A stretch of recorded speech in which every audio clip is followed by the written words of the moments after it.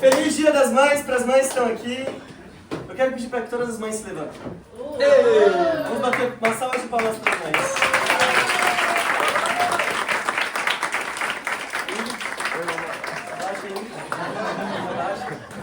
Murilo e Antônio têm flores para dar para vocês. E um chocolatinho também. É só para mães, ok? Tá bom, Delcio? Eu nunca fui um filho... acho que teve momentos que eu fui um bom filho e teve momentos que eu fui um filho ruim. Eu já trouxe muita dor de cabeça para as minhas mães. Vamos, Maria! Mas as mães, elas são incríveis. Se você está aqui... Pode sentar, mas... Pode sentar. Se você está aqui hoje, é porque você tem uma mãe, né? Sim. Ninguém veio pro mundo sem uma mãe, né? Verdade. Ou alguém veio sem uma mãe. Ainda que hoje o mundo tem falado coisas opostas, né? Tem falado que homens, na verdade, podem ser mães. Sim. Mulheres podem ser pais. Sim. Se eu tenho uma convicção, é que eu nunca vou ser mãe um dia. Amém? Eu nunca vou ser mãe. Hoje o mundo está pervertendo a moral da sociedade. Hoje o cristianismo tem sido pervertido por muitas pessoas, não é? Mas nós acreditamos que mulheres são mães e homens são pais, amém? Em Provérbios 31, a Bíblia diz: a beleza é enganosa e a formosura é passageira, mas a mulher que teme ao Senhor será elogiada. Amém. A maior armadilha de Satanás é achar que o que realmente importa é beleza, é status, é o seu Instagram, é o seu trabalho. A maior bizarrice hoje em dia é você achar que essas coisas são importantes. E não o que realmente é importante, que é o seu coração. Como está o seu coração quando você chegou aqui hoje? Você analisou o seu coração no momento da Santa Ceia? Aliás, Isabela fez uma ótima Santa Ceia. Muito bom, Isabela. Eu pude analisar o meu coração, irmãos. E eu pude me relacionar um pouco com o que a Isabela disse. Eu não sou pai, amém? Eu e minha esposa, nós não temos um filho. Mas nós temos uma cachorra. Nós temos uma cadelinha e o nome dela é Olímpia. E muitas vezes, quando a Isabela disse que às vezes o filho dela pega algo no chão para comer e não sabe o que passou no estômago, eu me relaciono com isso também. Depois a gente descobre o que ele comeu. Mas sabe, Jesus, a Bíblia diz, Jesus não tinha beleza. A Bíblia diz isso em Isaías. Jesus não tinha beleza. Jesus não tinha dinheiro. Jesus não tinha status. Jesus não tinha Instagram. Jesus não tinha nada disso. Mas Jesus tinha Deus. Uau. Isso é a única coisa que importa no fim das contas. E é por isso que nós estamos aqui hoje, amém? Amém. Porque queremos adorar a Deus, amém? Amém. Você poderia estar dormindo agora, no domingo de manhã, né? Mas você está aqui com a gente hoje. Amém. E tá uma chuvinha muito boa para você dormir. Mas eu espero que você não durma hoje aqui, amém? Vamos ficar acordados, ok? Toda mãe, ela é minimamente altruísta. Você precisa, para ser mãe, ter um interesse pessoal muito pequeno. E você precisa ser selfless. Você precisa amar a outra pessoa. Mãe é assim como Deus também é assim com nós. É verdade. Deus nos amou a ponto de dar a sua própria vida por nós. Sim. No momento da cruz, você já parou para pensar isso? No momento da cruz, ele estava com as costas dele, sem pele nenhuma, porque ele foi chicoteado antes, estava em carne viva e estava na cruz, roçando as costas dele na cruz. E o que estava na cabeça de Jesus? Eu preciso salvar o ladrão que está do meu lado. Eu preciso salvar esse cara. Eu preciso falar para João, Maria, aí está sua mãe, aí está seu filho. Eu preciso pensar em outras pessoas. Esse foi Jesus Cristo. E nós viemos aqui para adorar Jesus Cristo, amém? Amém. Para adorar Jesus Cristo. Eu lembro quando eu chegava em casa, antes de ser discípulo, eu chegava em casa de madrugada, e eu lembro de uma cena de ver minha mãe chorando na cozinha. Porque eu tinha ido pra festa, cheguei em casa bêbado, né? E eu lembro uma cena da minha mãe chorando na cozinha e orando por mim. Às 2 da manhã. Isso é uma mãe. Uma mãe, ela se importa a ponto de dar sua própria vida por um filho. Isso é uma mãe. A mesma coisa com Deus. Ou você é o orgulho dos olhos da sua mãe, ou você é a lágrima que escorre dos olhos dela. Uau. Uma das duas coisas. Ou você se enche sua mãe de orgulho, ou você enche sua mãe de lágrimas. Com Deus, ou você é o orgulho dos olhos de Deus. Deus olha pra você aqui na terra e pensa, nossa, Abílio, eu tô orgulhoso do Abílio. Murilo, eu tô orgulhoso. Ou Deus olha pra você na terra e chora. Jesus chora. Implica que Jesus é Deus, Deus chora. Deus tem sentimentos. Como você faz Deus sentir nas manhãs?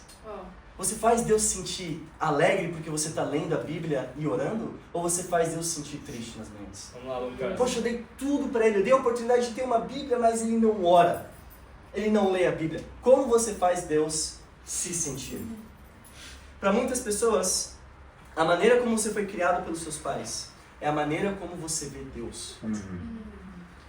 A Bíblia diz em Salmo 103, como um pai tem compaixão de seus filhos, Deus tem compaixão de quem o teme. Ou seja, como os pais têm compaixão dos filhos, Deus olha pra gente e tem compaixão de nós. Às vezes, eu sou assim com a minha cachorra Olímpia. Eu olho pra ela, eu vejo ela fazendo uma coisa ridícula, né? Ela fazendo a mesma coisa que eu já falei pra ela não fazer, e ela faz mesmo assim. E às vezes é assim que Deus olha pra mim. Deus me vê fazendo a mesma coisa, caindo no mesmo pecado, e Deus pensa, nossa, de novo ele está fazendo isso. Não. A mesma coisa com nossos filhos, né, os nossos pets. Né? Se você tem pais rígidos, você tende a acreditar no Deus legalista. Se seus pais foram rígidos com você na infância, você tende a ter uma perspectiva de um Deus que é legalista. De um Deus que você peca, então você já está destituído e você não pode mais fazer nada. Você não pode receber o perdão. Se você teve pais liberais, você tende a acreditar num Deus liberal. Faz o que você quiser, viva a sua vida e desfrute o momento da sua vida. Se você não teve a presença do seu pai na sua infância, talvez você tenha dificuldade de acreditar em Deus, de confiar em Deus, por causa que você não teve a presença dos seus pais na sua infância.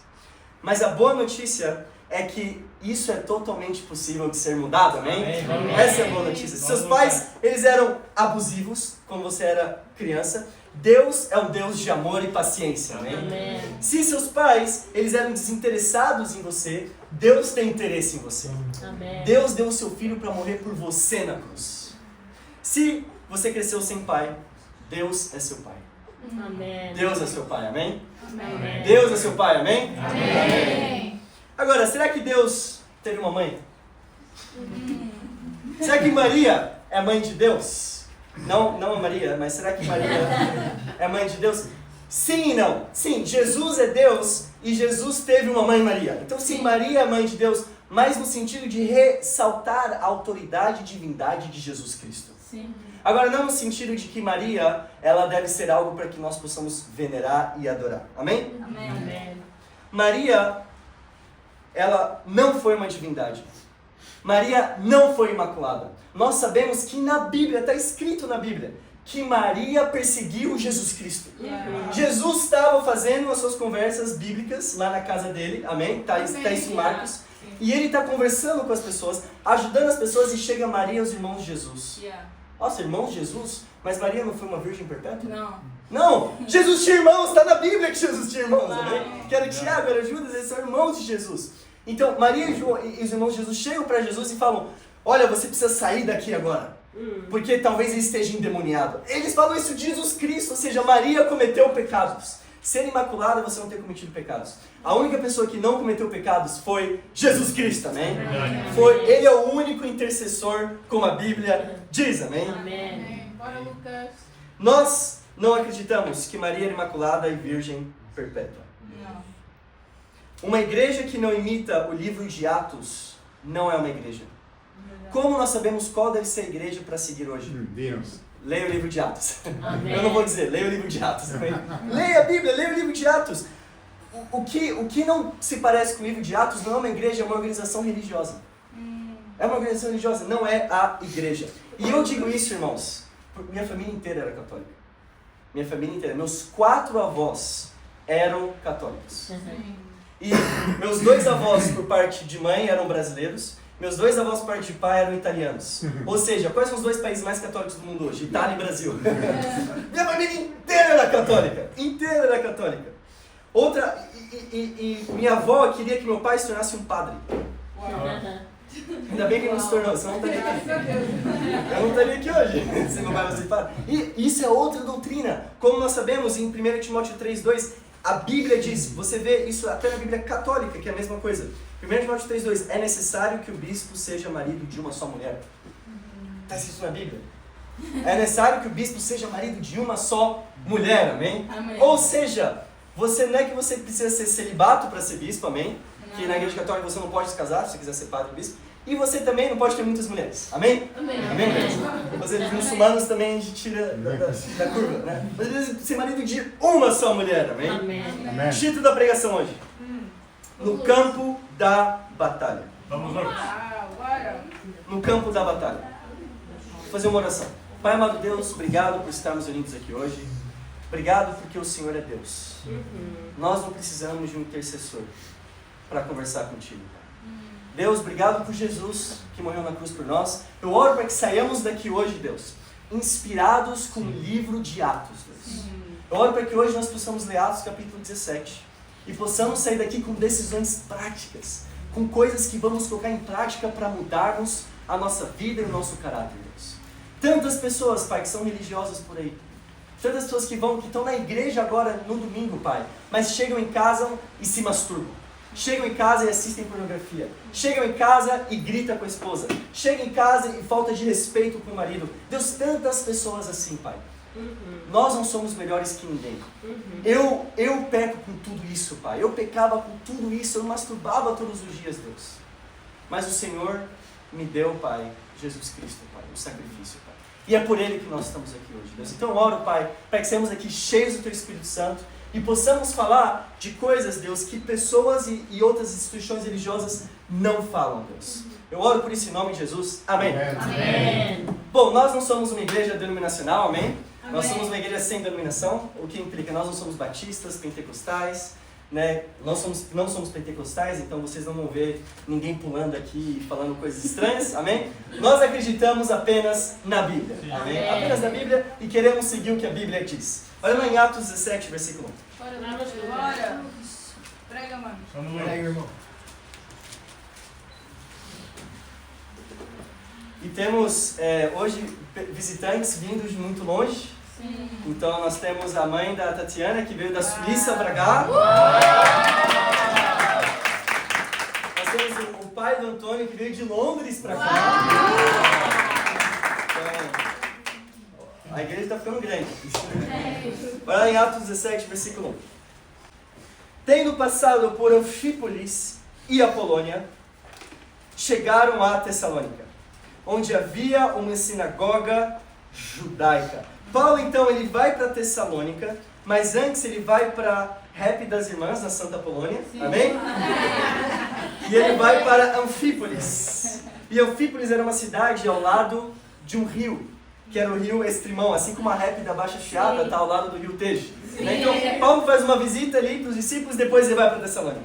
Versículo 2, a Bíblia diz: segundo o seu costume, Paulo foi à sinagoga e por 3 sábados discutiu com eles com base nas Escrituras.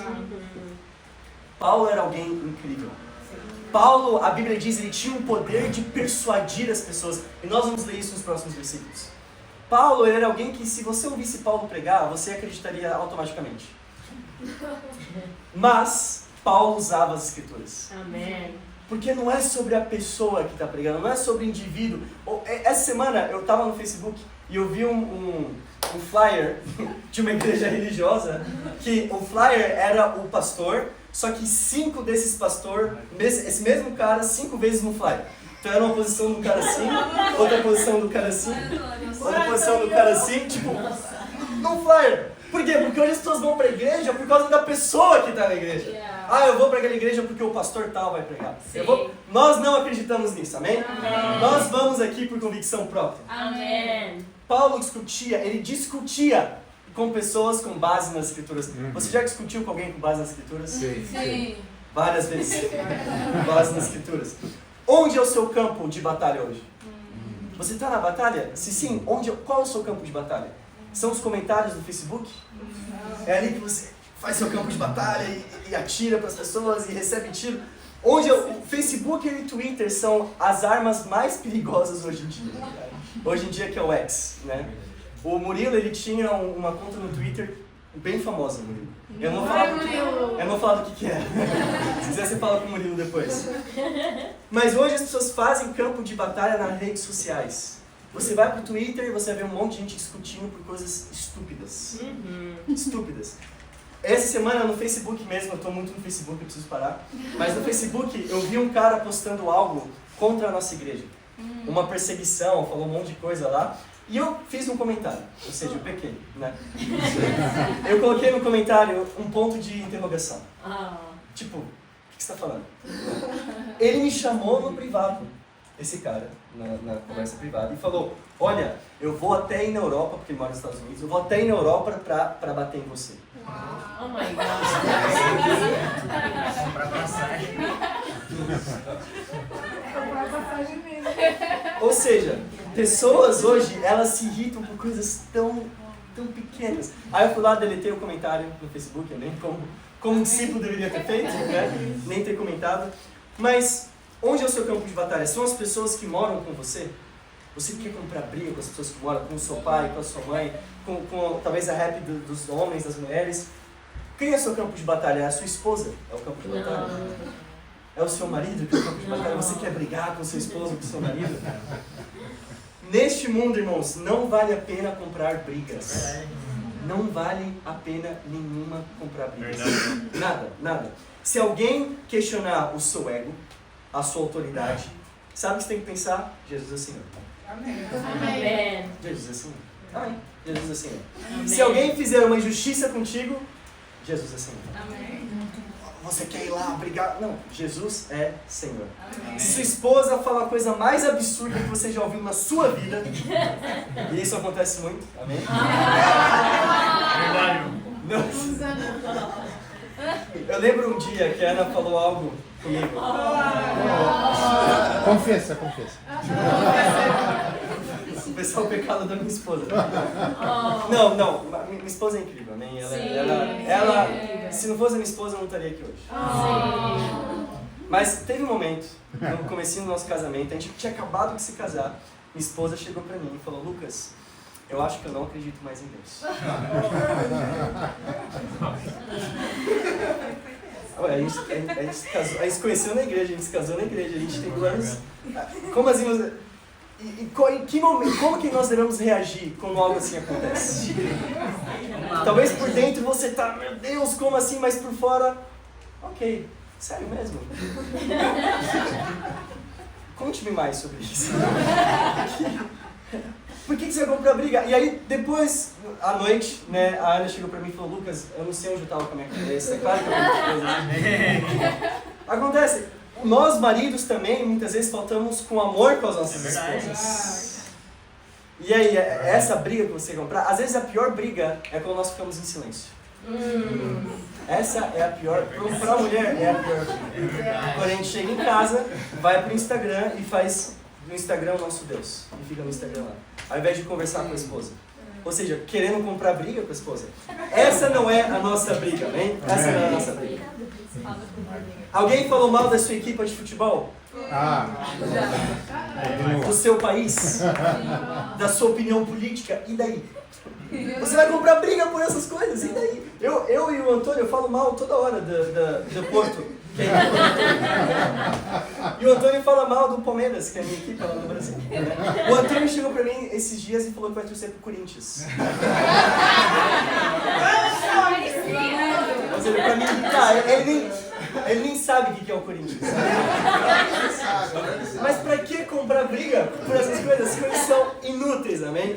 Agora, se alguém fala mal de Jesus Cristo, aí você compra briga, amém? Se alguém no seu trabalho falar algo sobre Jesus Cristo, aí você compra briga. Se o professor da sua universidade ou da sua escola começar a falar de ateísmo, começar a falar de coisas assim, aí você compra briga. Você fica em silêncio nesse momento? Não, Lucas. Aí nós compramos briga. Amém? Amém. Como Paulo fez aqui, Atos 17, versículo 3. Paulo explicando e provando que o Cristo, ele estava querendo provar que o Cristo deveria sofrer e ressuscitar entre os mortos. Dizia, esse Jesus que eles proclamam é o Cristo. Jesus foi o maior injustiçado na terra. No momento da crucificação, a Bíblia diz que ele poderia chamar mais de 12 legiões de anjos.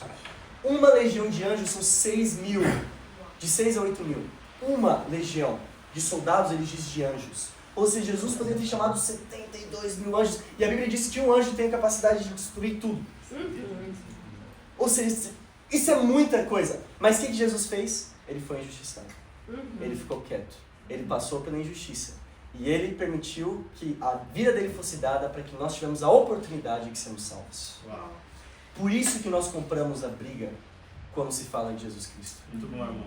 Porque ele foi o único injustiçado. Se você acha que alguma injustiça aconteceu com você, é porque você não confia na soberania de Deus. Muito bom. Ah, eu fui roubado. Meu Deus, por que você permitiu isso? Deus, a Bíblia diz que Deus, ele faz o bem para todos aqueles que o amam. Ou seja, Deus, ele é soberano. Nós vamos ver isso no capítulo 17, amém? Só existe uma briga que nós devemos comprar. É a briga de trazer o maior número de pessoas para Jesus Cristo. Amém. A nossa batalha não é contra pessoas. A gente tem que tirar isso da nossa cabeça, até mesmo nos estudos bíblicos. Quando a gente estuda a Bíblia com alguém, a gente começa a querer fazer a batalha contra a pessoa. A nossa batalha é contra o pecado, Amém. não contra a pessoa. Amém? Versículo 4. Bora, Lucas. Alguns dos judeus foram persuadidos. Olha isso. Persuadidos. Eu já encontrei um ateu, lá na universidade, que eu comecei a estudar a Bíblia com ele. E ele disse, eu tô aqui porque eu tô curioso e tal, mas você não tá aqui para me persuadir, né, pro cristianismo. Eu falei, eu tô aqui para te persuadir pro cristianismo, amém? Paulo persuadia as pessoas. Amém. Versículo 4. Persuadidos e se uniram a Paulo e Silas, bem como muitos gregos tementes a Deus, e não poucas mulheres de alta posição. Amém. A Bíblia faz questão de citar as mulheres, amém? Amém. A Bíblia ela faz questão, por quê? Porque Jesus foi um revolucionário nesse sentido. Naquela época, você não parava mulheres na rua para conversar. Não. Aquela época era uma época machista. Era uma época que a mulher era subjugada pelo homem. Jesus chegou e conversa com a samaritana. Sim. Uma samaritana, nem uma judia, era uma samaritana, que era um povo inimigo de Deus. Sim. Mas por quê? Jesus não estava focado na sua nacionalidade, no seu sotaque, Não. se você é homem, se você é mulher. Jesus estava focado no seu coração. Amém. Jesus queria comprar a briga do pecado e não a briga da pessoa. Amém. Amém? Nós precisamos persuadir as pessoas para acreditarem em Cristo. Nós estamos em uma guerra, irmãos. Eu não sei se você acredita nisso, Sim. mas tem uma guerra acontecendo agora, nessa sala aqui agora. É a batalha do seu coração. É uma guerra maior que a Primeira Guerra Mundial. Sim. Maior que a Segunda Guerra Mundial. Maior que a Revolução aqui que teve em Portugal a Independência. Maior que qualquer guerra que você pode imaginar. É a guerra pelas almas. Amém. É a guerra pelas almas. É uma guerra que era lutada em videochamadas do WhatsApp. É uma guerra que é lutada em cafeterias. É verdade. É uma guerra que é lutada lá no Corte Inglês, onde nós fazemos estudos da Bíblia. É uma guerra que é lutada na Universidade de Lisboa, na Lusófona, onde nós estudamos a Bíblia com as pessoas. Esse é o nosso campo de batalha. Essa é a guerra que importa. Vamos, Lucas. Qual guerra é essa? É a guerra espiritual. Amém? Amém. Você tem comprado essa guerra? Você tem ajudado pessoas espiritualmente a estarem perto de Deus? Ou a sua guerra é outra? A sua guerra é fazer dinheiro. A sua guerra, a sua batalha é outra. Nós precisamos estar unidos na mesma batalha. Sim, amém. A Maria tem comprado essa guerra. Vamos lá, Maria. O Murilo tem comprado essa guerra. Amém. São os que mais trazem visitantes e pessoas para a igreja. Né? Ou seja, porque eles entendem que eles estão na batalha. Olha lá em versículo 5. A Bíblia diz: Vamos lá, Lucas. mas os judeus ficaram com inveja. Ou seja, Paulo estava persuadindo, a igreja estava crescendo, amém? E claro que pessoas ficaram com inveja. Reuniram alguns homens perversos dentre os desocupados e com a multidão iniciaram um tumulto na cidade. Invadiram a casa de Jason em busca de Paulo e Silas, a fim de trazê-los para o meio da multidão. Contudo, não os achando, arrastaram Jason e alguns dos outros irmãos para diante dos oficiais da cidade. E gritaram: esses homens que têm causado alvoroço por todo o mundo, agora chegaram aqui. Ou seja, eles já sabiam que existia um grupo de pessoas que causavam alvoroço. Por quê? Porque eram pessoas que evangelizavam, que chamavam, que causavam brigas. Você vê hoje um católico assim? Não. Não. Você vê hoje um evangélico, uma pessoa, um batista assim? Eu não vejo alguém assim. Não. Pessoas, sabe quem é assim? Os testemunhos de Jeová. Sim. Eles são assim. E isso é algo que nós precisamos imitar como discípulos.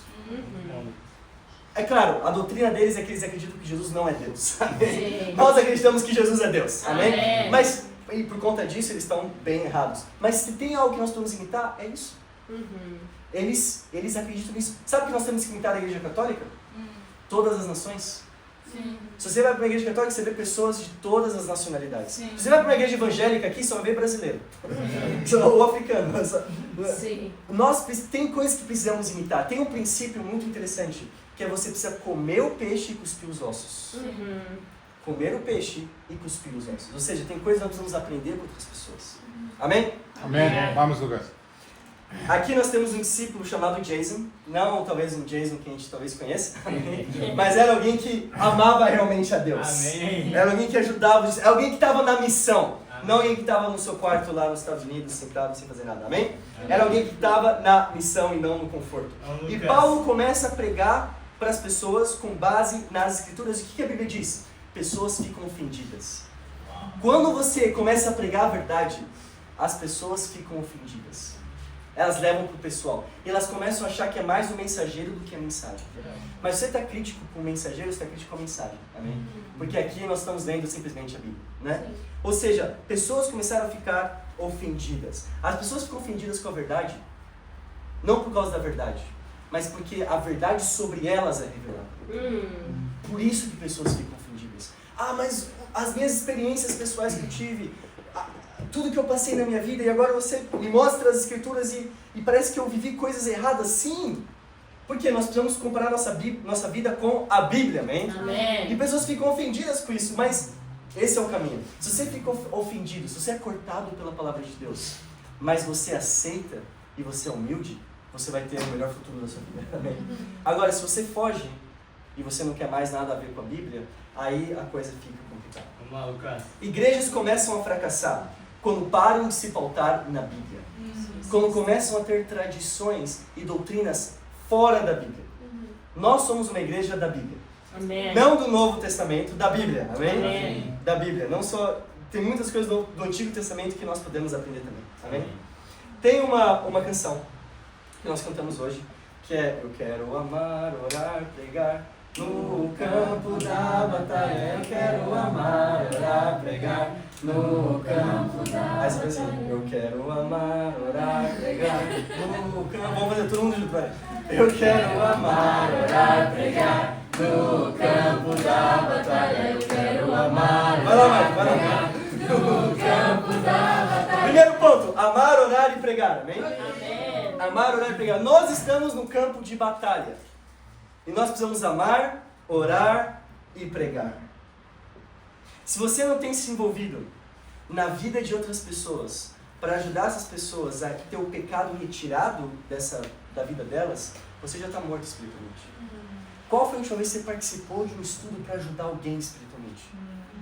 O que nos mantém vivos na batalha, o que nos mantém vivos aqui agora, é simplesmente o fato de estarmos ajudando pessoas a estarem bem com Deus. Por quê? A melhor coisa que pode acontecer com você, depois do momento que você é salvo, sabe o que é? Você morrer. É verdade. Sim. É a melhor coisa que pode acontecer com você. É você simplesmente morrer. Por quê? Porque uma vez que você morre, você está com Deus nos céus. Amém. E você não precisa passar por esse sofrimento que é a vida. E talvez você não vai correr não vai correr a possibilidade de você cair da fé. Como discípulo. Então a melhor coisa que pode acontecer é você ir para o céu. Por que então que Deus nos mantém vivos aqui? Por quê? Para trazermos pessoas conosco nos céus. Amém. Para estarmos no campo de batalha. Algo muito legal que eu fiquei sabendo essa semana é que o André que está aqui, ele faz cartas e desenhos numa folha e dá para as pessoas na rua e conversa com as pessoas na rua. Olha que legal! Ele usa os talentos dele para Deus. Amém. Nós precisamos fazer a mesma coisa. Se você não ama as pessoas, se você não prega para as pessoas, se você não ora pelas pessoas, você não está no campo de batalha. Uau. Você está no seu egoísmo, no seu conforto. Né? Você está pensando em você, no seu trabalho, em ganhar dinheiro, em crescer na sua vida e tudo mais. Pessoas, elas caem da fé dentro da igreja. Não é fora. Não é tipo, a pessoa deixou de ir para a igreja e agora ela caiu da fé. Não, a pessoa cai da fé dentro da igreja. É verdade. Porque é o nosso coração que se move fora de Deus. E não é uma decisão de sair da igreja e agora eu vou cair da fé, não. Porque as pessoas já não estão no campo de batalha. Não estão ajudando outras pessoas. Como que alguém morre numa guerra? É quando a pessoa para de lutar. Se você vai para uma guerra e você decide não lutar, e as pessoas que você decide não lutar, as pessoas vão atrás de você e vão te matar. Você precisa tomar a decisão de lutar ainda hoje, amém? Amém. Quem não luta já está morto por dentro. Mesmo que você esteja respirando. Mesmo que você esteja aqui na igreja, sentado aqui, você talvez já esteja morto, porque você não está batalhando. O que vai te manter grato e salvo é participar da salvação de outras pessoas. Amém. Não tem nada mais incrível assim. Uma vez que nós somos salvos, nós estudamos a Bíblia, nós entendemos que todos os nossos pecados mataram Jesus na cruz, nós nos arrependemos dos pecados. Depois que a gente entende isso e a gente ajuda outras pessoas, isso é algo incrível, irmãos. Amém. Nós podemos ajudar outras pessoas assim também. Amém? Amém. Tem uma regra no futebol, Vamos lá. não sei se é só no Brasil, mas se você não faz, se você não fizer, você leva. É verdade. Se você não faz gol, se você não fizer gol, você vai tomar gol. É verdade. Você vai levar gol. Como discípulos, nós não podemos jogar na defensiva, como a Itália joga na defensiva. Nós estamos no ataque. Amém. Porque se você não vai para o ataque, não faz acontecer, você vai levar gol, você vai se prejudicar. Ou seja, como discípulo a mesma coisa. Nós precisamos ir e pregar o Evangelho. Amém? Amém. Versículo 10. A Bíblia diz: Logo que anoiteceu, os irmãos enviaram Paulo e Silas para Bereia. Chegando ali, eles foram à sinagoga judaica. Os bereanos eram mais nobres. Em outras versões diz, eles tinham uma mente mais aberta, um coração mais aberto, do que os tessalonicenses. Ou seja, Paulo e Silas vão pregar, e tinha dois povos aqui, os de Bereia e os de Tessalônica. E essa Tessalônica não é a que ficava na Síria, que hoje é Síria. Essa Tessalônica ficava na Grécia, junto com a cidade de Bereia. Eles vão e pregam lá, e os bereanos, eles eram mais nobres do que os tessalonicenses. Uau. Por que você acha isso? Eles tinham mais dinheiro? Por que eles eram mais nobres? A Bíblia diz, pois receberam a mensagem com grande interesse, Uau. Amém. examinando todos os dias as Escrituras, Amém. para ver se tudo era assim mesmo. E creram muito entre os judeus, bem como dentre os gregos, um bom número de mulheres de elevada posição, e não poucos homens. E a Bíblia, de novo, cita as mulheres aqui, amém? Que mulheres e homens creram em Deus. Os bereanos eram mais nobres porque eles aceitaram a pregação de Paulo. Não só porque eles liam a Bíblia todos os dias, mas porque eles aceitaram a mensagem. Eles foram humildes. Lembra do último culto, amém? Nós falamos sobre o quê? Sobre orgulho, né? Sim. Então, nós precisamos ser pessoas humildes. Amém. O orgulho é a raiz de todos os pecados. Sim. Impureza sexual é orgulho. É você querer mudar o propósito do sexo pelo qual o propósito que Deus criou o sexo para ser. Amargura é orgulho. É você achar que a situação que Deus te colocou não foi boa para você e você fica amargurado com a pessoa amargurada. O orgulho é o pecado raiz de todos os outros pecados. Os bereanos, eles examinavam as Escrituras todos os dias. Não ler a Bíblia é um suicídio espiritual. Sim. Verdade. Se você não lê, se você não fala com Deus, como nós falamos por meio da oração, como nós ouvimos de Deus por meio da Bíblia. Sim. Sim. Imagina com a sua esposa, ela te liga. Na verdade, você liga para sua esposa. E você fala com a sua esposa, fala, e quando ela for falar com você, você desliga. Oh. Imagina que terrível esse relacionamento, né? Não. Com Deus é a mesma coisa. Às vezes nós oramos, nós somos bons para orar. Os brasileiros são bons, né? Oram muito, ora, mas e ler a Bíblia? E quando Deus quer falar com você, você lê a Bíblia todos os dias? Vamos lá, irmão. Talvez os portugueses é outra dificuldade, né? Eles leem, gostam de ler muita Bíblia, mas e o seu relacionamento com Deus? E a sua oração a Deus? A Bíblia diz que a oração, quando nós fazemos, ela sobe com um incenso de aroma agradável dos céus. Amém. É isso que eu penso quando eu estou orando para Deus, que a minha oração está subindo como um incenso de aroma agradável para Deus, amém? Amém. Não participar de estudos bíblicos é você morrer lentamente. Não ter seus tempos com Deus é você se suicidar rapidamente. Sim. Rapidamente. Você tem lido a Bíblia todos os dias? Você ama ler a Bíblia todos os dias? Ah, mas eu já li a Bíblia inteira, não preciso mais ler a Bíblia. Não existe um currículo espiritual. Quando você vai pro LinkedIn, né? Quem tem LinkedIn aqui? Yeah. Né? Eu também tenho. Você vai pro LinkedIn, você coloca lá onde você estudou, o seu mestrado, a experiência que você teve. Com Deus não existe isso. Ah, eu já fui de tantas igrejas, eu já li a Bíblia inteira e tudo mais. Você é tão espiritual como você é hoje. Ah, muito bom. Você é tão espiritual como você é hoje. Se você não ora e não lê a Bíblia amanhã, você já não está mais espiritual.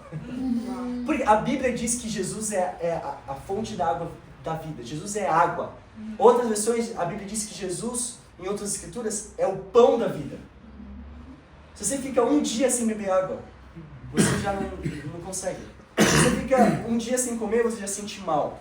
É assim que deve ser com Jesus Cristo. Muito bom, irmão. Nós precisamos nos relacionar com Ele todos os dias. Orar e ler a Bíblia todos os dias. Essa é a nossa convicção, né? Amém. Yeah. Certo? Sim. É a nossa convicção? Amém. Amém. Sim. Amém. Essa é a nossa convicção. Nós, Lucas. Você tem se relacionado com Deus? Se não, se você pensa, olha, Lucas, eu não estou lendo a Bíblia todo dia, eu não estou orando, eu estou longe de Deus, eu estou precisando, fala com quem te convidou. A pessoa vai te ajudar a você começar uma jornada com Deus. Amém. Começar a ler, começar a orar e começar a ter o seu... Você não é espiritual porque você vai para a igreja. As pessoas vão para a igreja para aliviar a consciência. Você vai para a igreja uma vez em 2 meses, né? Uma vez em 2 meses eu vou para a igreja para aliviar minha consciência. Você precisa de Jesus, você precisa orar e ler a Bíblia todos os dias. Isso que te faz espiritual. Você pode vir para a igreja aqui e seu coração está em outro lugar. E você está nem, e você tá, agora nem está prestando atenção no que eu estou falando. Você ir para a igreja não te faz espiritual. O que te faz espiritual é ter seu relacionamento com Deus. Muito bom. É orar e ler a Bíblia. Ainda que ir para a igreja é um mandamento, amém? Amém. Então, mas se você é espiritual, você vai para a igreja, amém? Mas não ir para a igreja não te faz espiritual automaticamente. Versículo 13. Vamos lá. Quando os judeus de Tessalônica ficaram sabendo que Paulo estava pregando a palavra de Deus em Bereia, dirigiu-se também para lá, agitando e alvoroçando as multidões. Imediatamente os irmãos enviaram Paulo para o litoral, mas Silas e Timóteo permaneceram em Bereia. Os homens que foram com Paulo o levaram até Atenas, partindo depois com as instruções para que Silas e Timóteo se juntassem a ele, tão logo que fosse possível. Enquanto esperavam por eles em Atenas. Ou seja, Paulo aqui ele se divide. Silas e Timóteo vão para um lugar, Paulo ele vai para Atenas. E naquela época, nós sabemos que tinha a mitologia grega, né? Então as pessoas acreditavam nos deuses gregos lá. E Paulo vai lá para pregar a palavra de Deus. Versículo Amém. 16 diz: enquanto esperava por Silas e Timóteo por eles em Atenas, Paulo ficou profundamente indignado ao ver que a cidade estava cheia de ídolos. Paulo ele olha para aquela cidade e fica indignado com isso. Você fica indignado ao ver Lisboa cheia de ídolos? É algo que te deixa indignado, somente agora na política. Né? Tem o PS, tem o Chega, tem tantos partidos, e aí isso te deixa indignado, a política, ou você vê pessoas brigando por política que te deixa indignado? Isso que deve deixar indignado é ver pessoas com ídolos. Nós não falamos de política aqui, amém? Não. Se você quiser ser de esquerda, de direita, se você quer, toma a sua posição política, amém? Eu tenho minha posição política, mas eu não falo. Por quê? Porque nós somos diferentes aqui. Mas nós acreditamos que isso não importa. Não é a política que vai salvar o mundo. É verdade. Não. Não é o socialismo que vai salvar o mundo. Não é o capitalismo que vai salvar o mundo. Não é o liberalismo que vai salvar o mundo. O cristianismo vai salvar o mundo. Amém. O cristianismo que tem... O problema da humanidade é algo do coração. Sim. Não é algo externo. Muito bom, irmão. Não é algo externo. Teve a Revolução Francesa. Teve a Revolução Francesa, eles mudaram muitas coisas, os girondinos entraram no poder e tal. A humanidade continua com os mesmos problemas. Sim. Roubo, egoísmo, pessoas que matam, a mesma coisa. Teve a Revolução Soviética, em 1917, lá nas terras da minha esposa, amém? Eles tiraram a aristocracia que estava lá, teve a Revolução Socialista e continua a mesma coisa. Tanto que a Rússia está matando pessoas agora. Né? Continua a mesma coisa, porque nada disso tem o poder de salvar o mundo. A única coisa é Jesus Cristo. Muito bom, irmão. Amém. Isso tem o poder de transformar alguém. Irmãos, eu fui transformado por Jesus Cristo. Muito bom, Amém. muito bom. Isso transformou completamente a maneira que eu via. Eu era alguém que masturbava todo dia, assistia pornografia todo dia. Eu era alguém que ia para festas, que bebia muito, que fazia muitas coisas. E eu me orgulhava até disso. Eu tinha uma lista com todas as mulheres que eu já tive algo. E eu chegava para os amigos e falava, eu fui assim. Eu me orgulhava disso. Quando eu vi que Jesus teve que morrer e sofrer por causa do que eu fiz, isso me quebrou totalmente. Amém. Me quebrou. E isso que me fez me tornar um cristão. Amém. Vamos amar os perdidos, amém? Vamos orar pelos perdidos e vamos pregar para os perdidos. Amém. Não fique conformado ao ver o pecado das pessoas. Nós somos uma igreja que falamos de pecado. Sim. Nós não estamos aqui para pintar uma cara para você e tá todo mundo bem e tudo mais. Não, nós falamos de pecados. Sim. Nós falamos nossas dificuldades, porque assim deve ser uma igreja. Amém? Amém. Estevão, ele foi apedrejado em Atos 7. Sim. Por quê? Porque ele amou, pregou e orou. Estevão estava pregando para os judeus em Atos 7. E aí ele ora a Deus, Deus, eu te entrego o meu espírito. E ele também amou os judeus ao falar, Deus, perdoe porque eles não sabem o que fazem. Amém. Ele amou, orou e pregou tudo em uma vez só. Por quê? Porque Estevão estava no campo de batalha. E o que fazem? Apedrejam Estevão, que era um discípulo, e Estevão morre. Morre por quê? Mas ele morre no campo de batalha. Ele morre lutando, amém? Amém. Ele morre lutando. Não adianta você salvar a sua vida física e perder sua vida espiritual. Você tem uma vida incrível aqui, pessoas acreditam nisso, né? Eu vou estudar, eu vou ter uma boa universidade, eu vou trabalhar, eu vou ter família, eu vou ter filho, eu vou me aposentar e eu vou viajar o mundo. E aí eu estou bem da vida. Não, você vai continuar sentindo vazio. Sim. A única coisa que importa é amarmos a Deus e irmos para os céus. Amém? Amém. Amém. Versículo 17. Vamos, Lucas. Vai, irmão. Por isso, discutia na sinagoga com judeus e com gregos tementes a Deus, bem como na praça principal. Que frequência? Uma vez por semana? Uma vez no mês? Com que frequência Paulo pregava para as pessoas? Todos os dias. Todos os dias. Você prega todos os dias? Você pode dizer, não, hoje eu convido pelo menos uma pessoa todos os dias para estudar a Bíblia e conhecer. É o que você pode dizer hoje? É isso que Paulo está fazendo aqui. Amém. É essa igreja que nós precisamos imitar. Amém. É essa igreja que nós precisamos imitar. Senão nós não vamos nos tornar uma igreja católica ou qualquer outra igreja. Eles falavam todos os dias. Eles não eram cristãos não praticantes. Paulo não era um evangelista não praticante. Não, ele praticava todos os dias. Amém. Versículo 18. Alguns filósofos epicureus e estoicos começaram a discutir com ele. Alguns perguntavam, o que está tentando dizer este tagarela? Outros diziam, parece que ele está anunciando deuses estrangeiros, pois Paulo estava pregando as boas novas a respeito de Jesus e da ressurreição. Versículo 19. Então o levaram para uma reunião do Areópago, que é onde eles faziam as reuniões deles, os gregos. Onde lhe perguntaram, podemos saber que novo ensino é esse que você está anunciando? Você está nos apresentando algumas ideias estranhas e queremos saber o que elas significam. Todos os atenienses estrangeiros que ali viviam não se preocupavam com outra coisa, senão falar ou ouvir as últimas novidades. Tem algo aqui em Portugal que eu aprendi, que é a palavra... Cadê a palavra aqui? Calhandreiras. Quem já ouviu falar disso? Calhandreiras. Como? São as fofoqueiras. As fofoqueiras. As calhandreiras. Assim eram os atenienses.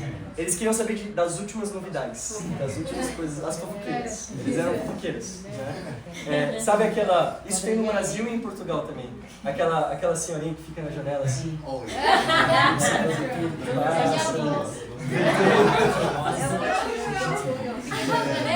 A gente nem precisa de câmeras de vigilância mais. Não precisa de câmeras. Vai ter o blackout e a gente tá bem. Nós temos. É humilde. Ou seja, Paulo aqui ele foi chamado de tagarela. Você pregou a ponto de ser chamado de tagarela já? Irmão, principalmente para os estudantes aqui. Os universitários. Tem estudantes aqui? Sim. Eu vou ensinar algo para nós estudantes, ok? Quando tivermos os anúncios aqui do Devocional dos Estudantes, a gente já está animado, feliz. Muito bom.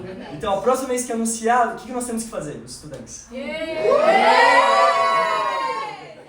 Então, ou você não está feliz, porque ninguém vai querer ir para uma reunião se ninguém gosta da reunião, né? A gente tem que estar feliz, amém? E uma decisão que eu tomei aqui é que nós, estudantes, que estamos todos os dias nas universidades pregando, chamando as pessoas para estudar a Bíblia, nós não temos fazendo isso o suficiente. Tem muito mais espaço para a gente fazer isso. Sério, a gente nem foi perseguido ainda na universidade. Verdade? Até agora ninguém expulsou a gente, tem algo de errado. Não, é sério, porque a Bíblia diz que se você é um discípulo, você vai ser perseguido. É verdade. Se você não é perseguido, você não é um discípulo de Jesus Cristo. Ou seja, nós na universidade precisamos ser discípulos. Não vai buscar pela perseguição. Não vai para a biblioteca e começa a gritar lá na biblioteca. A perseguição ela vem quando nós estamos comprometidos com a verdade. Amém? Então eu tenho uma decisão para nós, para o Bate-Papo Valentes. Amém? Qual é a decisão? Toda vez que vamos para o campus, que irmos para o campus, para a universidade, evangelizar 30 pessoas. Amém. Amém? Amém. Vamos chamar 30 pessoas. Amém? Se você trabalha durante o dia, tem um dia mais pesado, né? Nós temos a conversa bíblica dos Vibe and Talk, né? Dos profissionais. Né?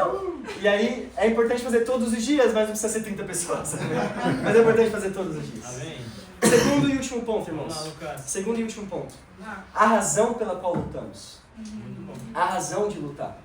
Nós estamos no campo de batalha, nós estamos orando, pregando, amando, mas qual é a razão de fazermos tudo isso?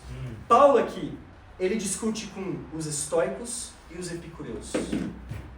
Quem eram esses caras?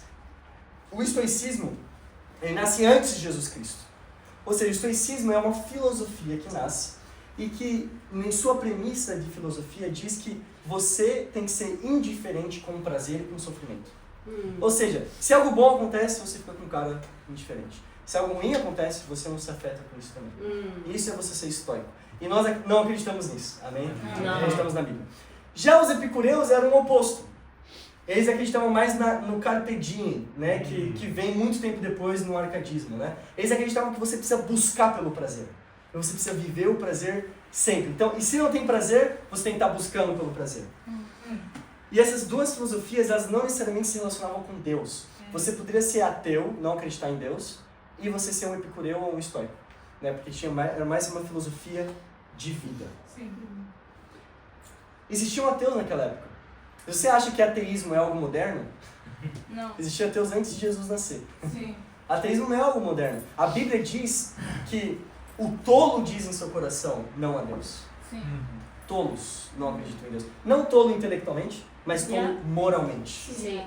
Você é um tolo moral, você não tem uma moral, não tem os costumes que vêm da Bíblia se você não acredita em Deus. Sim. Mas você pode mudar isso, amém? Você Amém. pode acreditar em Deus, amém? Entre a busca pelo prazer e ignorar o prazer, qual é o certo que deveria ter sido feito? Será que nós devemos ser como os epicureus e buscar pelo prazer, ou como os estoicos e sermos indiferentes? Olha lá em Eclesiastes capítulo 2. Vamos lá, Lucas. Bora. Vamos lá. Eclesiastes 2, versículo 1. Força, Lucas. Quem escreveu Eclesiastes? Salomão. O homem mais sábio da terra. Mais sábio, é isso que a Bíblia diz, ele foi o mais sábio. Ou seja, ele tem muita sabedoria para nos ensinar aqui e foi inspirado por Deus ainda. Então, Eclesiastes 2, versículo 1 diz: Eu disse a mim mesmo, venha, experimente a alegria, descubra as coisas boas da vida, mas isso também se revelou inútil. É inútil fazer isso. Sim. Concluí que o rir é loucura e a alegria de nada vale. Decidi entregar-me ao vinho e à extravagância, mantendo-me, porém, a mente orientada pela sabedoria. Ou seja, ele bebia vinho, tudo mais, mas ele não era alguém que ficava bêbado. Né? Ele simplesmente tinha um prazer no vinho. E não tem problema você beber vinho, amém? Ou beber uma bebida alcoólica. Mas, versículo 3, eu queria saber o que vale a pena debaixo do céu, nos poucos dias da vida humana. O que vale a pena debaixo do céu? Versículo 4. Lancei-me a grandes projetos, Construí casas, plantei vinhas para mim, fiz jardins e pomares e neles plantei todo tipo de árvore frutífera. Construí também reservatórios para irrigar os meus bosques verdejantes. Comprei escravos e escravas e tinha escravos que nasceram em minha casa. Além disso, tive também mais bois e ovelhas do que todos os que viveram antes de mim em Jerusalém. E claro que a escravidão naquela época é muito diferente do que nós sabemos hoje da escravidão imposta pelos europeus, né? Totalmente diferente, né? Sim. Versículo 9. Tornei-me mais famoso e poderoso do que todos que viveram em Jerusalém antes de mim, conservando comigo a minha sabedoria. Não me neguei nada que os meus olhos desejassem. Ou seja, ele foi alguém que teve tudo. Teve o melhor trabalho, tinha vinhas, tinha gado, tinha tudo que ele desejasse. E no versículo 10, ele diz que não me recusei a dar prazer algum ao meu coração. Na verdade, eu me alegrei em todo o meu trabalho e essa foi a recompensa do meu esforço. Versículo 11, para quem está acompanhando a Bíblia. Contudo, quando avaliei tudo o que as minhas mãos haviam feito e o trabalho que eu tanto me esforçara para realizar, percebi que tudo foi inútil. Foi correr atrás do vento. Não há nenhum proveito no que se faz debaixo do sol. Uau. Se você vive pelo prazer, você vai se decepcionar. Sim. Sim. Isso é certeza. Sim. Se você vai de um relacionamento para outro relacionamento, você vai de um trabalho para outro trabalho, se a sua busca é sempre se sentir prazer em alguma coisa, você vai sempre se decepcionar. Uau. Porque a única coisa que é capaz de nos preencher é Deus. Muito bom, irmão. O vazio que tem em nós é tão grande que só Deus pode preencher. Sim. Porque Deus é infinito. Sim. E só Deus pode Amém. preencher. Uau. A busca pelo prazer te deixa ansioso. A busca pelo prazer nos torna pessoas ansiosas. Porque nós ansiamos algo. Tem uma frase muito interessante que a vida é uma oscilação entre a vontade de ter e o tédio de possuir. A vida é uma oscilação entre a vontade de você querer ter e o tédio de possuir que você tem. E por isso que hoje as pessoas são ansiosas e depressivas. Sim. Porque as pessoas anseiam ter e quando tem, ficam depressivas, ficam entediadas. Sim. Porque você fica ansioso ou você fica depressivo? Você fica ansioso. Mas quando nós colocamos nosso prazer em Deus, Muito bom. Ele nunca falha com a gente. Amém. E nós sempre estamos felizes. Sim. Amém? Amém. Sempre estamos felizes. Tem pessoas que só pensam no prazer. Mas no fim do dia, pensa racionalmente. Qual é a utilidade do prazer? Nenhuma. Assim, é bom ter prazer, não quer dizer que você não precisa de prazer, mas no fim das contas não vai ter utilidade quase que nenhuma. Sim. Outra escritura, capítulo 1, versículo 1. Ou seja, nós não procuramos pelo prazer, mas olha o capítulo 1, versículo 1, diz: as palavras do mestre, filho de Davi, rei em Jerusalém. Que grande inutilidade, diz o mestre, que grande inutilidade, nada faz sentido. O que o homem ganha com todo o seu trabalho? Em que tanto se esforça debaixo do sol? Ou seja, buscar do prazer não faz sentido. Trabalhar e ser uma pessoa assim que não quero prazer, eu sou um estoico, eu sigo o estoicismo, eu sou indiferente com prazer, eu só quero trabalhar e fazer dinheiro e ter minha vida. Isso também é inútil. Ou seja, você ser um epicureu, você ser um estoico, isso são coisas inúteis. Porque o seu trabalho vai ficar aqui. Você não vai levar o dinheiro que você fez para o céu ou para o inferno. Você vai ficar aqui. Agora, o dinheiro que você faz pode ser o motivo pelo qual você vai para o céu ou para o inferno. Sim. Mas você não vai levar isso para lugar nenhum. Você não vai levar sua família para o céu ou para o inferno, a não ser que sua família seja simples. Amém? Amém. Você converteu a sua família. Amém. Ou seja, mesmo que você se torne alguém diferente e apenas foque em trabalhar, isso também é inútil. Você, de novo, como eu disse, você faz faculdade, você casa, você tem filhos, você acha que quando você se aposentar você vai viajar ao mundo e isso vai te trazer felicidade, você não vai ser feliz assim. A Bíblia diz em Salmo 119, versículo 1, a felicidade vem em buscarmos a Deus. Amém. Em buscarmos a Deus. Muito bom, irmão. Isso nos torna felizes. Sim. Sim. Isso nos torna felizes. É estarmos na missão com Deus. Amém? Amém. Com Deus. A paz já foi comprada pelo sangue de Jesus na cruz. Isso é outro tipo de paz. Trabalhar é necessário para viver, mas não para ser sua vida. Sim. Não para ser sua vida. O seu trabalho tem sido o seu tudo na sua vida. O nosso trabalho ele serve apenas para a gente glorificar Deus. E não para usarmos para nós mesmos. Amém? Sim. Amém. Ou seja, se trabalhar é inútil. Se ter prazer é inútil. Então o que é útil? O que importa no fim das contas? E essa é a conclusão que Salomão chegou no último capítulo. Vamos, Lucas. Vai lá no capítulo 12. Qual é a razão de continuarmos lutando no campo de batalha, pregando, amando e orando? 12, versículo 13. Agora que já se ouviu tudo, aqui está a conclusão. Amém. Tema a Deus e obedeça os seus mandamentos. Uau. Porque isso é essencial ao homem. Uau. O que vale a pena no fim das contas? Temermos a Deus e obedecermos os mandamentos de Deus. Amém? Amém. Amém. Isso, no fim das contas, a única coisa que vai valer a pena é estarmos com Deus nos céus. Irmãos. A Bíblia, ela não fala muito sobre os céus. Ela fala mais sobre o inferno do que sobre o céu. Se você acha que o inferno não existe, Jesus fala mais sobre o inferno do que sobre o céu na Bíblia. Sim. E dá mais detalhes sobre o que vai ter lá do que vai ter nos céus. Mas eu não consigo compreender, a minha mente é muito pequena para entender a capacidade do que vai ser os céus. Os céus, uma coisa que vai ser os céus vai ser incrível. Amém. E é lá que eu quero estar. E é lá que eu quero estar a minha eternidade com Deus. Amém. A minha eternidade com Deus é estar. E, irmãos, isso vai ser incrível quando Vamos lá, acontecer. Lucas. É estarmos com Deus nos céus, amém? Amém. Vamos terminar aqui, última escritura. Já estamos acabando. Atos 17, Vamos lá, irmão. versículo 22. Ensina. Para estar com Deus nos céus, estude a Bíblia. Tome a decisão de estudar a Bíblia que a gente convidou para que você entenda o que é obedecer os mandamentos de Deus. Amém? Bora, mãe. Prega. Atos 17, 22, a Bíblia diz: Então Paulo levantou-se na reunião de do Areópago, e disse: Atenienses, vejo que em todos os aspectos vocês são muito religiosos. Pois andando pela cidade, observei cuidadosamente seus objetos de culto, e encontrei até um altar com essa inscrição: ao Deus desconhecido. Ora, o que vocês adoram, apesar de não conhecerem, eu lhes anuncio. Uau. Ou seja, Paulo começa a pregar aqui.